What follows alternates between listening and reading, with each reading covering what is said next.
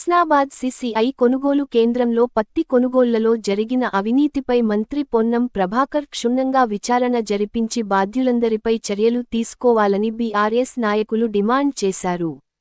ఈ మేరకు Husnabad BRS party కార్యాలయంలో ఏర్పాటు చేసిన మీడియా సమావేశంలో మాట్లాడారు. కాంగ్రెస్ పార్టీ 15 నెలల పాలన కాలంలో అన్ని కుంభకోణాలు జరుగుతున్నాయని బీఆర్ఎస్ నాయకులు ఆరోపించారు. హుస్నాబాద్ మార్కెట్ కమిటీ ఏర్పడ్డ కొన్ని నెలల్లోనే పత్తి కొనుగోళ్లలో దళారుల పేరిట పెద్ద కుంభకోణం చేశారని మండిపడ్డారు. ఇందులో తూతు మంత్రంగా విచారణ జరిపించి హుస్నాబాద్ మండల వ్యవసాయ అధికారిని, కార్యదర్శిని సస్పెండ్ చేయించి అసలు సూత్రధారులను పక్కన పెట్టారన్నారు. జిల్లాలో ఉన్నత పదవులు అనుభవిస్తూ మంత్రి అనుచరుడుగా ఉన్న ప్రముఖ వ్యక్తి ఈ పత్తి కొనుగోలు గోల్మాల్లో కీలక పాత్ర పోషించారన్నారు. ఆయన మార్కెట్ కార్యాలయంలో అవుట్సోర్సింగ్ ఉద్యోగిగా పనిచేస్తున్న అటెండర్తో ఫోన్ చేసి ఏకంగా 670 టోకెన్లు కుట్టించారని ఆరోపించారు. మంత్రి పొన్నం ప్రభాకర్ సదరు నాయకుని పై విచారణ జరిపి చర్యలు తీసుకోకుంటే ఈ అవినీతిలో మంత్రి ప్రమేయం కూడా ఉన్నట్టుగా తాము భావిస్తామన్నారు. హుస్నాబాద్ మార్కెట్ యార్డులో మక్కల కొనుగోలు కేంద్రాన్ని ప్రారంభించాలన్నారు. మక్కల కొనుగోలు కేంద్రం లేక రైతులు తీవ్ర ఇబ్బందులు పడుతున్నారని వెల్లడించారు. ఈ రెండు విషయాలపై మంత్రి చర్యలు తీసుకోకుంటే బీఆర్ఎస్ పార్టీ ఆధ్వర్యంలో పెద్ద ఎత్తున ఆందోళనలు చేపడతామని హెచ్చరించారు.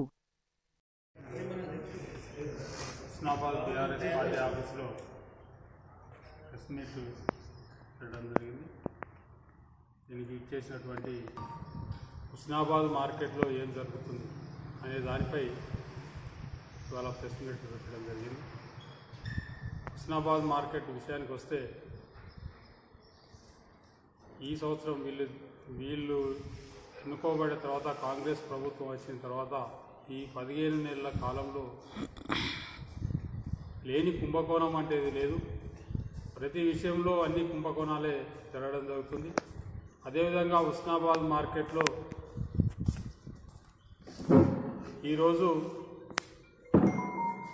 రైతులై కాకుండా అసలు రైతులై కొనకుండా వాళ్ళను సతాయించి వాళ్ళ దగ్గర మార్కెట్ వాళ్ళు కానీ ఏఓలు కానీ పైసలు వసూలు చేసి వాళ్లకు పర్మిట్లు రాసేయడమే కాకుండా ఏదైతే మిల్లర్స్ ఉన్నారో ఈ బ్రోకర్స్ ఉన్నారో వాళ్ళ దగ్గర సూర్యాపేట, నల్గొండ, ఆదిలాబాదు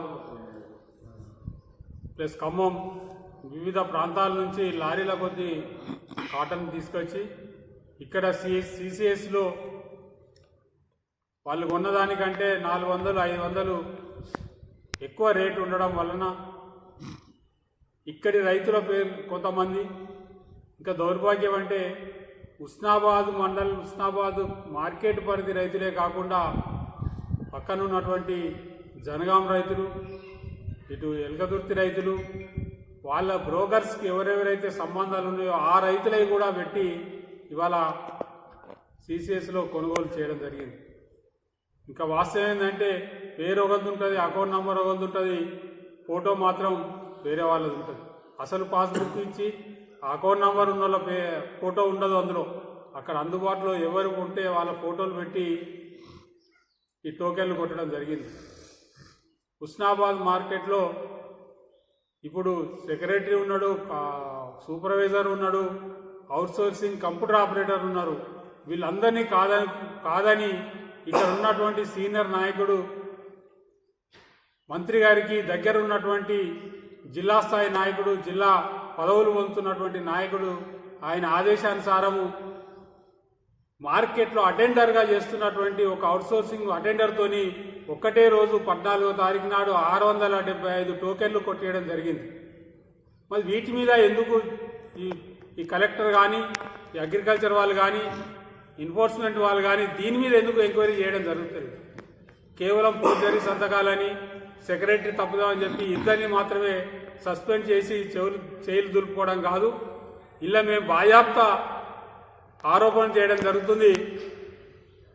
మంత్రి గారికి దగ్గరి శిష్యుని ద్వారా జరిగింది కాబట్టి మంత్రి గారి ప్రమేయం కూడా ఇందులో ఉన్నదని చెప్పి మేము ఆరోపించడం జరుగుతుంది. ఒకవేళ మంత్రి గారి ప్రమేయం కనుక ఇందులో లేకుంటే దీని మీద క్షుణ్ణంగా పరిశోధన చేసి క్షుణ్ణంగా ఎంక్వైరీ చేసి మిల్లర్స్ మీద కూడా చర్య తీసుకోవాల్సిందిగా మేము కోరుచున్నాం. ఎందుకంటే దీని ముఖ్య కారకులు ఇక్కడ ఉన్నటువంటి కొంతమంది మిల్లర్స్. ఇవాళ ఆయనకు దగ్గర ఎవరైతున్నారో ఆ మిల్లర్ల పేర్లేమో రాలేదు.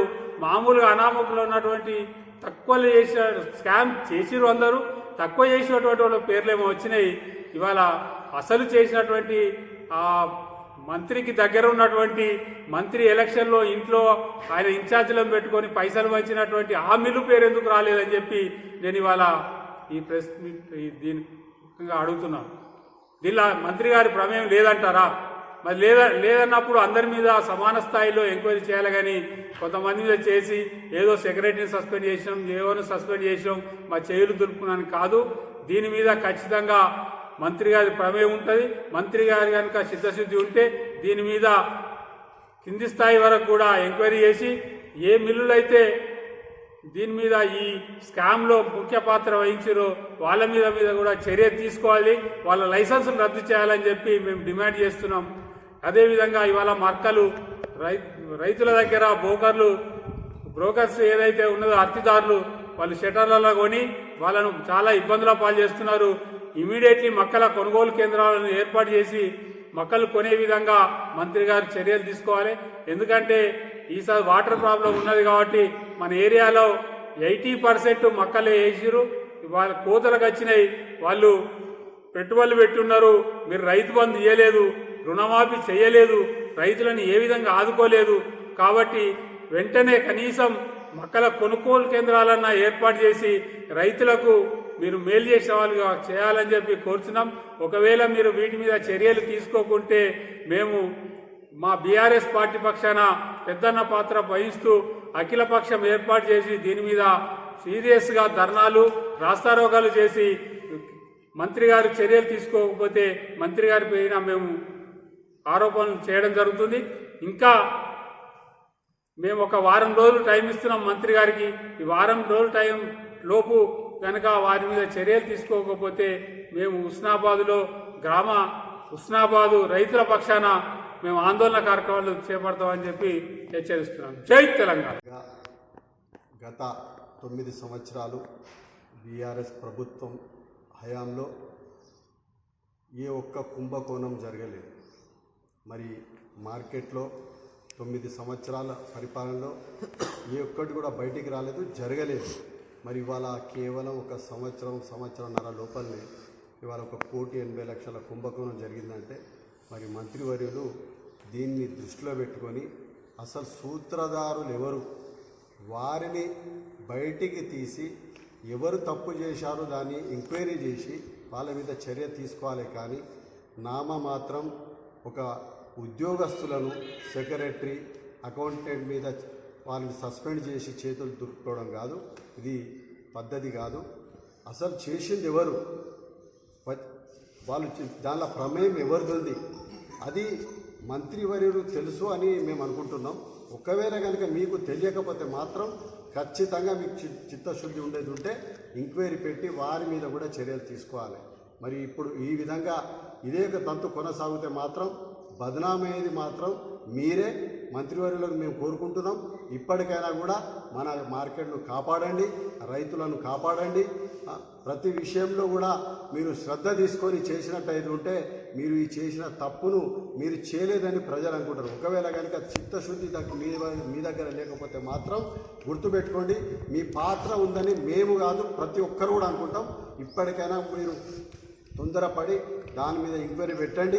ఎంక్వైరీ పెట్టి అసలు సూత్రధారులు వాళ్ళ మీద మీరు చర్య తీసుకుంటే బాగుండని మేము కోరుకుంటూ, మరి ఒకవేళ తీసుకోకపోతే మాత్రం మా బీఆర్ఎస్ పార్టీ పక్షాన తప్పకుండా మేమందరం కూడా ధర్నాలు నిరసనలు ఎవరైతే సూత్రాలను బయటికి వచ్చే వరకు మాత్రం మేము ఊరుకుంటలేదు. మా పోరాటం మేము కొనసాగిస్తామని హెచ్చరిస్తూ మీకు ఒక వారం రోజులు టైం ఇస్తున్నాం. ఒకవేళ కనుక మీరు దీన్ని సీరియస్గా మీరు ఎంక్వైరీ చేయకపోతే మాత్రం ఖచ్చితంగా మేము ధర్నాలు చేయడానికి మేము సిద్ధంగా ఉంటామని హెచ్చరిస్తూ ఈ అవకాశం ఆధ్వర్యంలో పార్టీ కార్యాలయంలో విలేకరుల సమావేశం ఏర్పాటు చేయడం జరిగింది. ఈ కార్యక్రమం చేసిన పార్టీ నాయకులు ముఖ్యంగా బీఆర్ఎస్ పార్టీ ఫస్ట్ నుంచి అడుగుతుంది, హుస్నాబాద్ మార్కెట్ యార్డ్లో సీసీఐ కొనుగోలులో జరిగిన అక్రమాలపై పూర్తి స్థాయిలో లోతుగా విచారణ జరిపించాలని పదే డిమాండ్ చేయడం జరిగింది.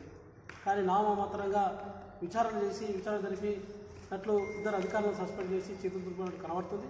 అందుకనే మేము ప్రభుత్వాన్ని డిమాండ్ చేస్తున్నాం. లోతుగా విచారణ జరిపితే వాస్తవాలు బయటపడతాయని చెప్పేసి మంత్రి గారిని కూడా కోరడం జరుగుతుంది. అదేవిధంగా హుస్నాబాద్ మార్కెట్ యార్డ్లో అవకతవకలు జరిగినట్టు అంటే సస్పెండ్ చేసిందంటే విచారణలో కొంత బాగా తెలిసినట్టే స్పష్టంగా కనబడుతుంది.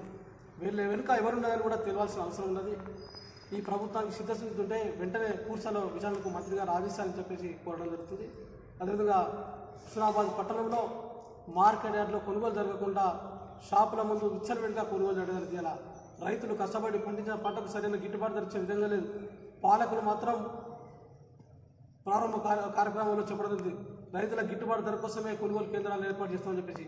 ఇలా కొనుగోలు కేంద్రాల్లో దళారులు తప్ప ఇవాళ రైతులు అమ్ముకునే పరిస్థితి లేకుండా పోతుంది. అలా దళారుల చేతిలో ఈ ప్రాంతం పోతుంది. అందుకోసమే ఈ కాంగ్రెస్ ప్రభుత్వం ఏదైతే హామీ ఇచ్చిందో రైతులకు న్యాయం చేస్తామని చెప్పి గొప్పలు చెప్తున్న కాంగ్రెస్ ప్రభుత్వం వెంటనే రైతులకు న్యాయం చేసే విధంగా చర్యలు తీసుకోవాలని చెప్పి డిమాండ్ చేస్తున్నాం.